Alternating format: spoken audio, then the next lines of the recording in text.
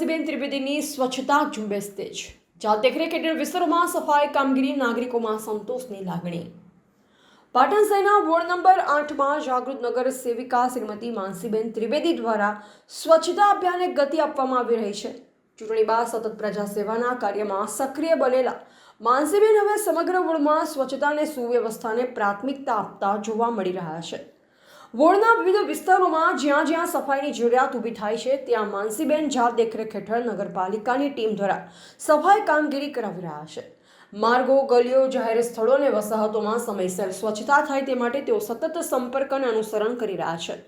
સ્થાનિક નાગરિકોમાં માનસીબેનની આ કાર્યશૈલીને સારો પ્રતિસાદ મળી રહ્યો છે. લોકોમાં એવી લાગણી વ્યક્ત થઈ રહી છે કે ચૂંટાયા બાદ તરત જ કામગીરીમાં ઉતરેલા પ્રતિનિધિ તરીકે તેમણે વિશ્વાસ જીત્યો છે. વિસ્તારના રહીશોએ જણાવ્યું હતું કે સ્વચ્છતા જેવી મૂળભૂત સુવિધા માટે તાત્કાલિક ધ્યાન આપવું એ સાચી જનસેવાની નિશાની છે. માનસીબેનના સક્રિય અભિગમથી વોર્ડમાં સંતોષ અને આશાવાદનું વાતાવરણ સર્જાયું. સ્વચ્છતા એ સેવા છે ને સેવા એ સાચું નેતૃત્વ છે.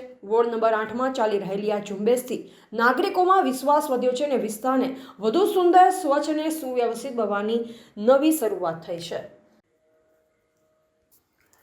રિપોર્ટર નરેશ ડી વ્યાસ, બનાસની પુકાર, સમાચાર ગુજરાત.